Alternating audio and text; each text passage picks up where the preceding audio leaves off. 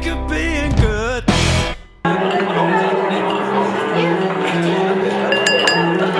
Excuse me? Excuse me? Thank you so much. And now we have a special guest interview with DJ Struth Mate. G'day everyone, this is DJ Struth Mate. I've got to say I'm very privileged once again to share a special featured artist interview today on the show. Today we have the talented singer-songwriter. He hails from London. He goes by the name of David Sinclair. Mate, I've got to say, how are you today? I'm well. I'm keeping well. Thank you for calling in. It's great to hear from you. Oh, mate, that's great. Really appreciate your time today too, mate.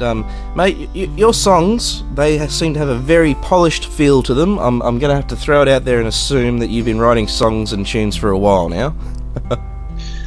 Yeah, it's been about 10 years since I started this particular stretch. I played in bands before that, but I was never the featured songwriter or singer. And I guess there's a time comes in the affairs of a man where he just has to get it off his chest, and that's sort of where I ended up. I started writing some songs, and just once the door was open, that was it. Kept going, and so we're now in a good 10 years since I've been doing it now. Nice. So from 2005 to 2015, yeah, very cool. Okay. So, what's the future got to come? I know this is actually an outfit that you're part of at the moment, the David Sinclair Four, obviously, being the leader in a sense. Yeah, so what have we got? Possible fifth member in the future, maybe? Well, we've been expanding. You're right. If we started off as a three-piece, it was called the David Sinclair Trio for a while. And as you might guess, we got a new guy came in a couple of years ago, Jeff Peel, who's an amazing guitarist, and he really boosted the sound and the vibe and changed the band really. And so we changed the name to the David Sinclair Four, and we haven't got plans to expand any further, but you never know. I never say never in these affairs. Try and keep it mathematically true. But I don't know. We might. I think any further additions will be guest players, and we'll have to probably leave it at the four for the time being.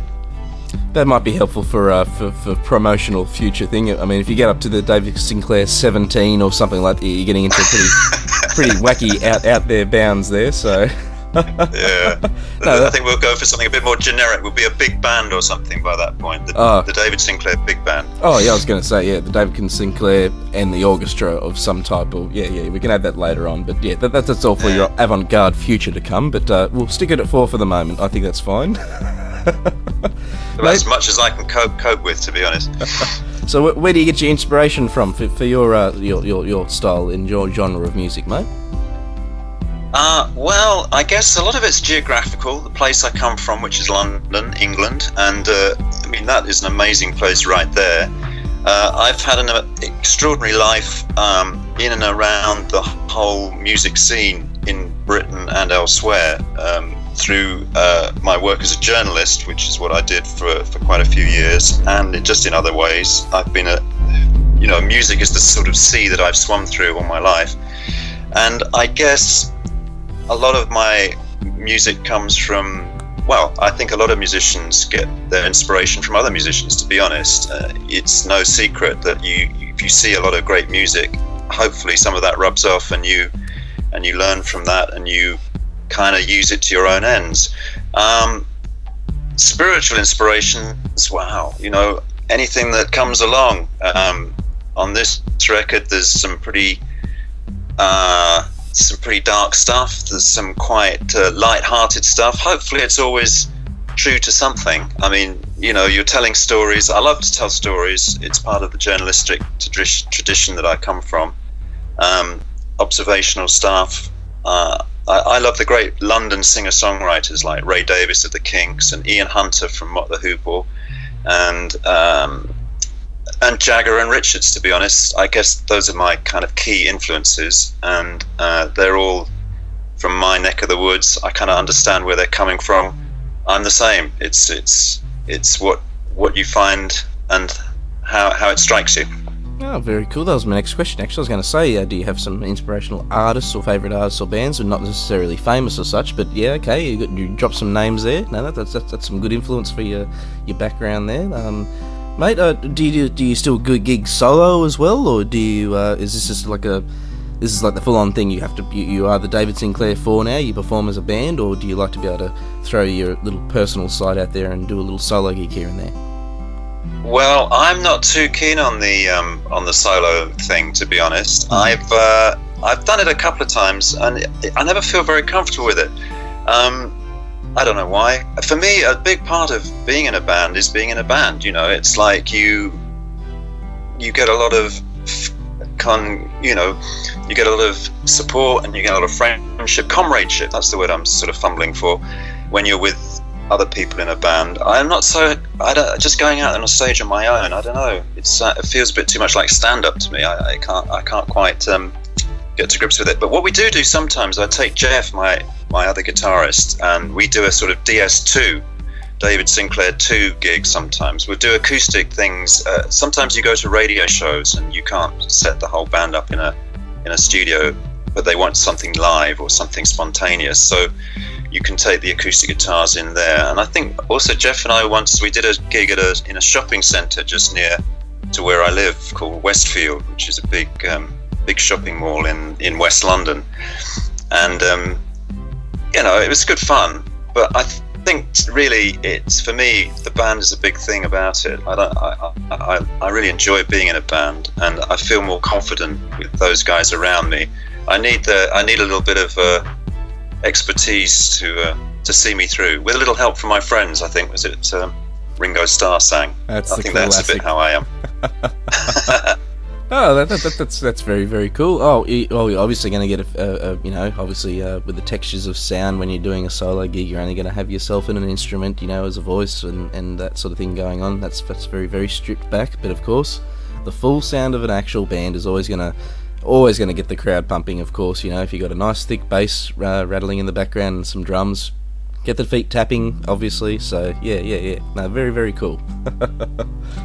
It's a whole different energy, I think, once you got that going. There's an awful lot of people now around and about to do solo stuff or do acoustic things, one or two people, because it's a lot more work, to get a band up there, put up a drum kit, make it sound good, and I can see why everyone does it, and there's a lot of people it works, and John Mayer's a good example in America, where he started out. He's a rock and roll guy, really, with a band, but he started out in coffee shops in California because that's what he had to do. That's how he had to get. That's what he needed to do to get started. And I see a lot of that going on.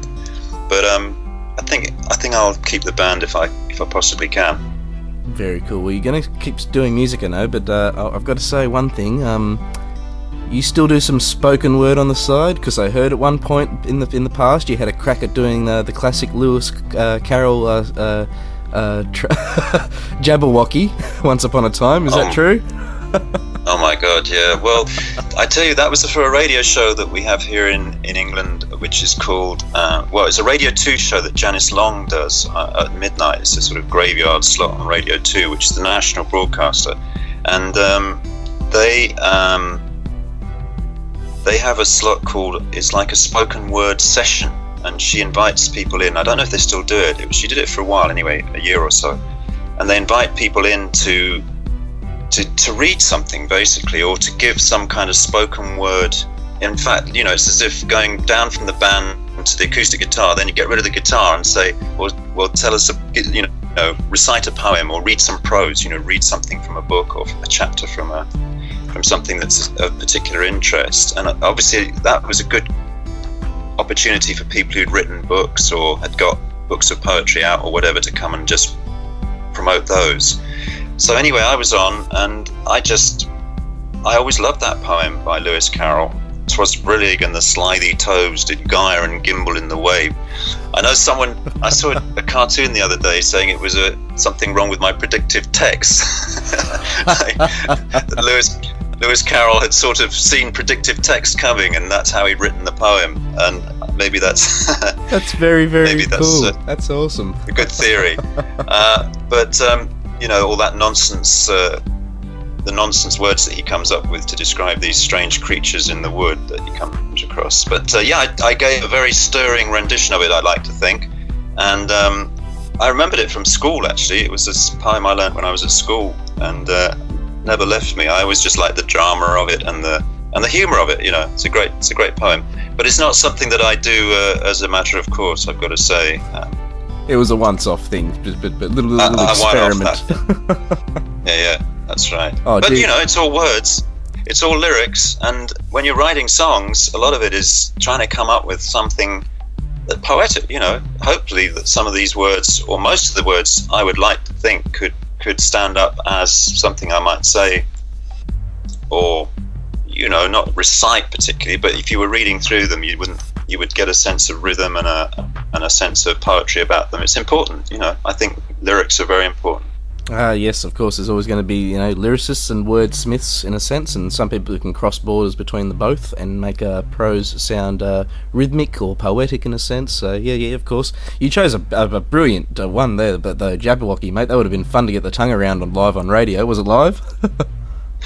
Yeah, I was doing all the... I was miming it as I was going along, the big battle and the sword fighting and the snish slash and all the rest of it. It's very dramatic. I was up off my seat in the studio. Oh, wow, that would have been fun. Yeah. I think they were worried by the end. My voice was getting louder and louder. I could see the guy in the control room was turning down the volume, so overloading the microphone. I was getting more and more excited. Oh, no, that's very cool. Oh, mate, I'll have to do a bit of a search or talk to you later and see if I can have a listen to that in the future. That'd be wonderful. It's probably online somewhere, I expect. I think it's on our website.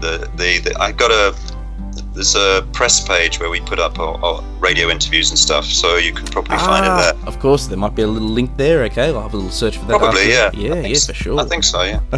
So, when you're playing live, or or just when you're at home, do you have a favourite instrument or a piece of equipment in your current rig that you like to use? Do you have a favourite guitar, maybe? I'm not much.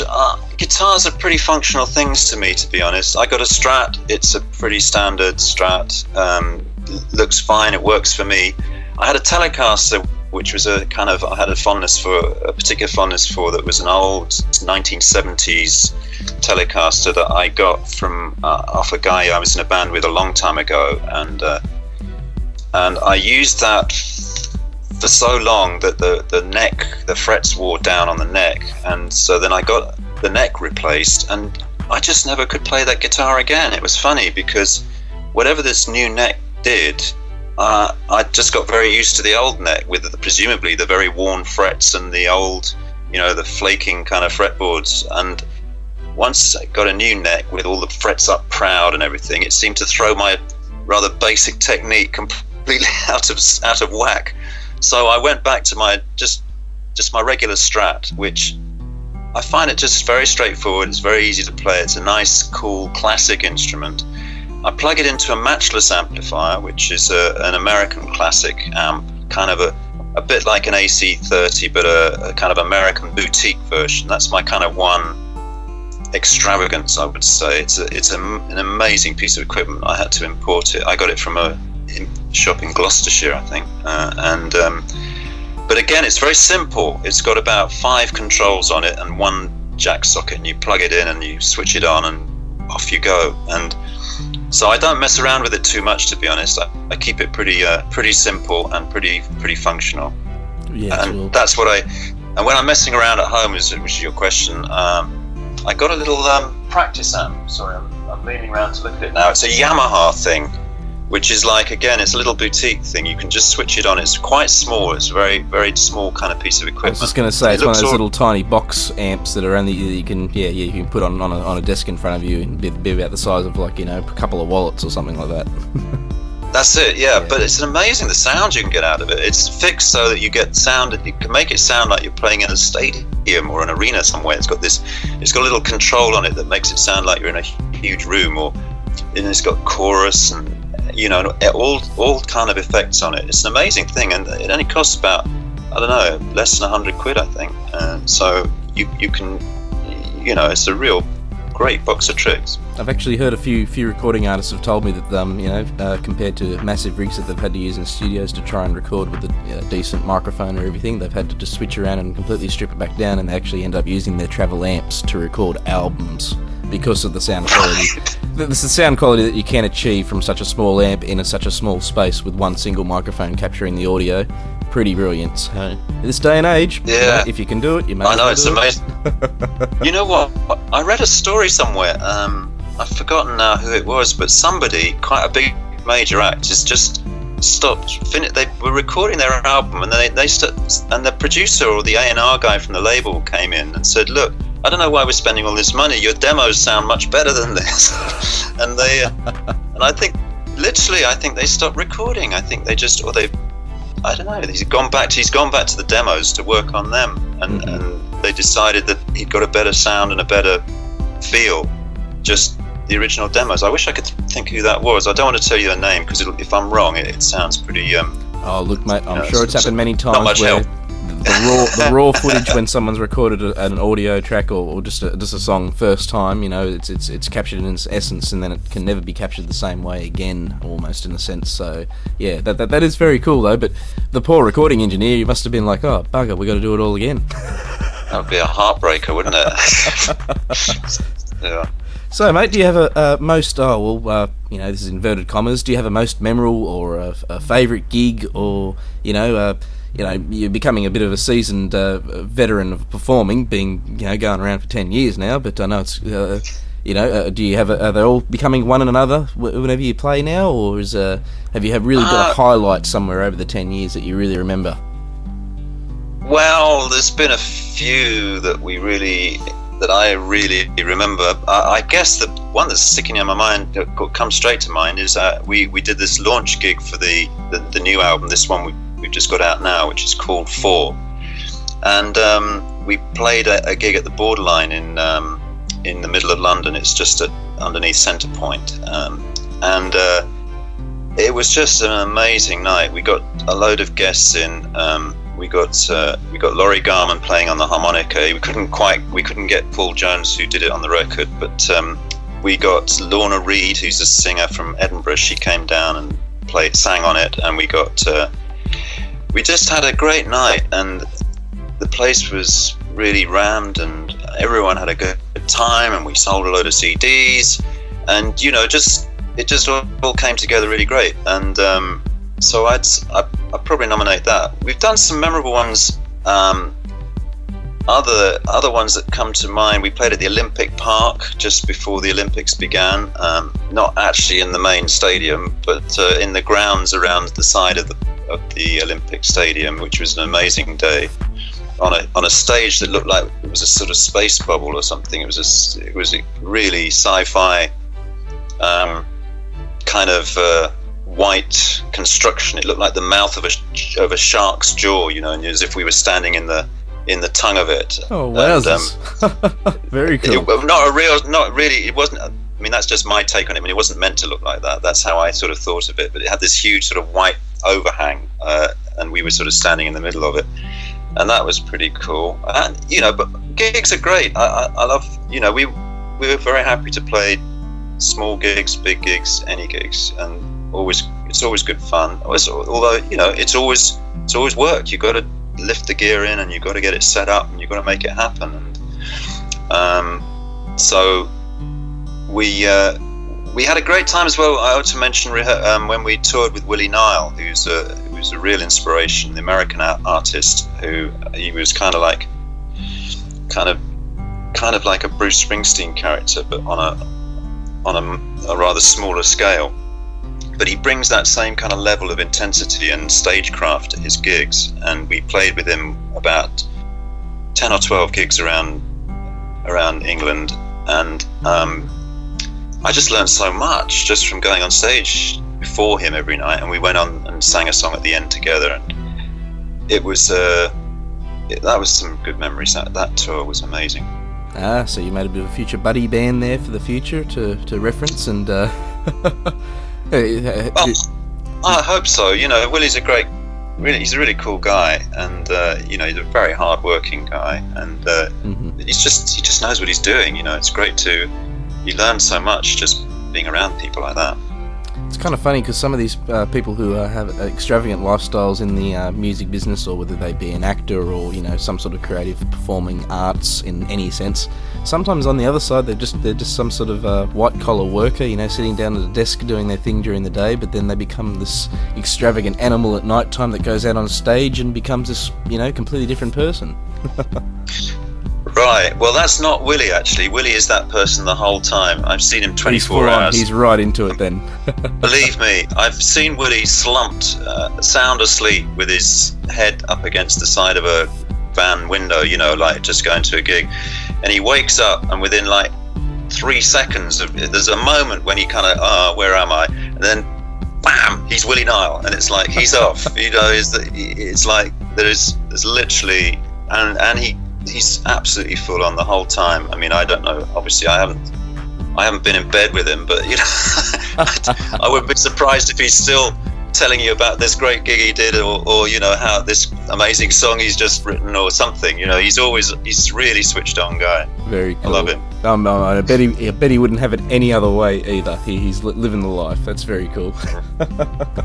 Mate, I've got my traditional DJ Struth Mate muck around question here for you now. I hope you're prepared. Oh yeah, I'll do my best. Alrighty, mate. Okay, this is one of those what would you call it? What would you do sort of situations. You got a choice, A or B. So, mate, if you had the choice between owning, either A, one horse-sized duck, or B, 100 duck-sized horses, what would your choice be and why? Sheesh. So you've got one almighty great big duck, or you've got 100 tiny little horses. Wow. My inclination is for the one horse-sized duck, because I could keep track of it a bit easier. I think 100 duck-sized horses would be a bit difficult to manage, I don't know quite what I'd do with them all. Whereas a horse-sized duck, we could take that to a gig, and I'm sure we could maybe sell a few CDs or something if we had the duck there to encourage people. So I'm thinking I'd take the one horse-sized duck. So you're going to micromanage the duck into a promo situation. You're going to get him selling merch for you. I'm thinking a horse-sized duck could be a handy thing, I mean, yeah, there's some.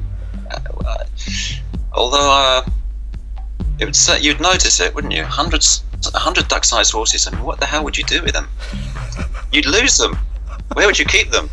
Give them away free with a CD. 100 CD giveaway. Oh, I see. A free horse with every CD. Yeah, but you'd run out quite soon, wouldn't you? I kind of fear the duck-sized horse. The horse-sized duck would be my friend after a while as well. I feel like I could give him some one-on-one interaction there. I feel like I could get to grips with it a bit more. Get a bit more personal. Get a bit of a relationship going with this duck. Nothing weird or anything, but just sort of say, mate, we're mutual here. We're working towards helping each other. I'm going to promote the duck can promote us. I think that's the way I'd look at it. Yeah, I think I'd look at it as a partnership. Oh, mate, that's very cool. I appreciate that. But that's a wild one. That's a wild idea altogether. Yes. Alrighty, my appreciation for that. Oh, mate, you're welcome. Let's say you're having a day off from music completely and totally. What do you get up to with your spare time? Have you got some extra outside hobbies and interests yourself? Okay, I'll tell you where I am. I'm out on the tennis court. That's what I do. I love playing tennis. Mm-hmm. I play in various tournaments, club level, nothing professional or anything of that sort, but I play. I'm currently playing in 3 tournaments, which is a little bit of a juggling act because these are ongoing things. These are kind of like winter tournaments, so to speak. So you play one round, and if you get through that, you play another one in 2 or 3 weeks' time. That sort of thing. Mm-hmm. And so I do that, or if I maybe would watch some of the tennis. There's the Shanghai Open the Shanghai Masters is on at the moment, which Andy Murray was just knocked out of. And by Novak Djokovic yet again, and I think Djokovic is playing Tsonga in the final today. I'm So I'm basically, you'll find me either playing some kind of sport, probably tennis, or watching it, following it. I like the football here. I like all that kind of stuff. I like to get out and about, really. I think that you need a little bit of, I think getting outside is a good thing. You know, I like to be outside, and I think when you spend a lot of time in gigs and certainly recording studios, and I'm sure you find when you're working on radio stations as well, you know, it's a very enclosed lifestyle. You're not, you can go days, or you can certainly go a day without seeing any daylight at all. And so I find my instinct is to get out and about and get a bit of sunshine. Now, I've actually heard there's been some psychoanalysis on some people that haven't heard natural sounds, e.g. ambient sounds of nature, e.g., you know, like the breeze in the wind or birds in the trees. They go for 2 or 3 weeks without this sort of sound, and it can really muck up with your head a little bit. So yeah, I fully understand the enclosed, the encapsulated space that people get in the box situation when they're trying to achieve a good sound. They have to try and cut off the outside world, but yeah, when you do get a chance, get back out into nature. I appreciate that myself. I'm probably a bit more of a table tennis sort of squash person, so once again in that situation, I think I'm still enclosed inside. Maybe it's ingrained in my psyche. Yeah, that's interesting, because, well, Australians, of course, the idea of the beach and beach culture and the great outdoors is almost like, I just assume you're doing this on some beach somewhere already, you know. It's like the Foster's ad. Yeah. Good call, you know, those dudes who live in that little enclosure in the middle of the beach, and they're always sort of, you know, just out in the sun the whole time. So, do you know what? I hadn't actually thought of it as being sound related. I thought of it as more to do with sunshine, more to do with sunlight. But now you've mentioned it, sound is obviously a big thing about being outside. It is different a lot from what you're trying to do in a recording studio. But I was thinking more of the light, really. But you're absolutely right. Oh, look, it'd be all sort of sensory deprivation that's happening, mate. I'm sure. And once you get out in the real world, you're getting bombarded with the natural senses that you're supposed to, as a human being, supposed to experience in life. So, but tell me, you are out on the beach right now, yeah? Oh, mate, I've got sand between my toes. I've got the microphone in front of me. I've got a lovely beach. No. To be honest, mate, no. I'm sitting inside a house right now. Oh my God! Now you see, you spoiled the illusion for me now. Okay. Although you missed it probably about half an hour ago, I did have some koalas mating in the background that you would have heard, but they've had a rest now, so they're doing their thing in quiet in the situation now. Wow, are those horse-sized koalas or duck-sized? No, these aren't those drop bears or anything scary. These are the normal, cuddly, cute ones that you can go up and pat and you could possibly take inside and have a cup of tea with. But when they're mating, the sound they make is quite something like the Jabberwocky would make, I'm sure. Wowzer. I'll have to check that out. Mate, okay, I've got to do a big shout out, and we've got to do some promo for you, mate. Look, I know we can find you on Facebook, we can find you on Reverb Nation. Where else can we find you, buddy? Wow, we're on all these places. So we've got our own bespoke website, of course, which is davidsinclair4.com. Four is F-O-U-R written out. Mm-hmm. And if you go there, I mean, that's an amazing source of excitement and pleasure, I'm sure. There's music and videos and press cuttings and radio interviews and everything you could hope for in a band website. That's been building up for about 10 years, so it's quite a resource. I hope that would be entertaining. I mean, we're on the Facebook and Instagram and Twitter, and I think these are all just if you search for David Sinclair Four, that it should come up pretty quickly, I hope. Oh, of course, mate. I'll share all these links after the show. A nice big, one big huge link for the Facebook people out there, so they can all get in contact with you however means. And so basically, the big one is the website, though. The website's going to get everyone connected to every other form of social media. It's your index, basically. It's got the bio. It's got all the info from 2005 right up to 2015. it's pretty much full disclosure, I got to tell you, mate.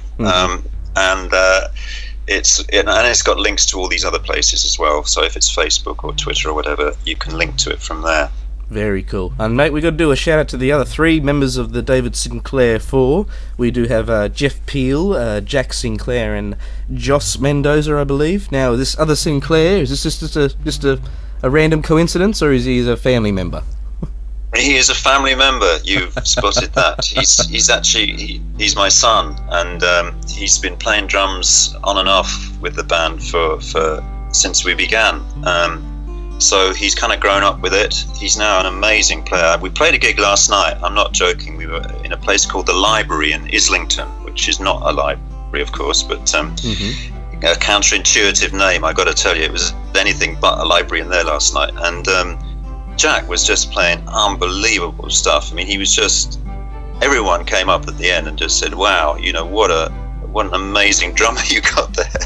And I said, "Yeah, he's pretty cool." He also is a sound engineer. He's trained as a sound engineer, and he mixed the album and did a really, really good job on that. Okay, so he's got the knack for the music. Then he knows what he's doing. Yeah, he works for a company called Gallo Glass, who do PA hire, and he works also in Psalm Studios, which is with Trevor Horn, who they do some pretty big name people there in West London. So he's a very skilled member. He's possibly the most skilled member of the group, to be honest. And how does he feel playing with his old man? He's got to be proud of that. I think he puts up with it, to be honest. I don't think. I think he puts a good face on it. I tell you though, he's quite often hard to get hold of.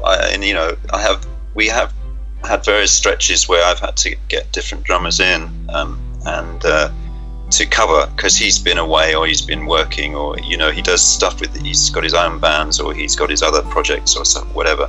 So it's a great thrill and a pleasure for me to have him there, and obviously it plugs me into a much different world of young guys are much more plugged into all sorts of musical streams that I might not be so familiar with. He's got his finger on a lot of different pulses, so it's great. And Joss, who played on the album, he's been pretty. He's another one whose availability is often quite hard to gauge. And in fact, we've had I think in recent times, Fergus Murphy has been playing bass. He played with us last night anyway, and he's another great young bass player who's been helping out a bit. And the mainstay as well at the moment is really Jeff Peel, the man, the fourth man as we call him, the man who turned 3 into 4. He's an amazing blues guitarist. Well, his background's in blues, but he's much more versatile than that. He plays in all sorts of different styles and genres. He's a master of it all, and he's great at organising the backing vocals as well. So that's come on a lot since he joined, and he's been a huge help and support to the band. So a big shout out to Jeff as well. Very, very cool. Oh, well, I think this is going to be a wonderful future gathering with the 4 of you. You're going to be playing music in the future, whether it be mix and match members doing parts in the band, of course, mate. I've got to say, DJ Struth Mate, a very big thank you from my end, mate, for your time today. We're going to play a few more of your tracks, actually, right now, straight after the interview. Geez, mate, all the best for the future music endeavours. David, you rock, mate. Geez, I can't say any more. Take care, mate, in the future, and I can't wait to speak to you again. Thanks, Struth. Give us a call anytime. I'll be here. Mate, we appreciate it. West Star Radio, in general, we all appreciate this here. So we'll definitely talk with them in the future, and we can't wait to hear future sounds coming from the David Sinclair 4, 5, 6, 23, whatever comes in the future. Great. Alrighty, awesome. mate. Thank you. Take care. See you later, buddy. Cheers. WestStarRadio.com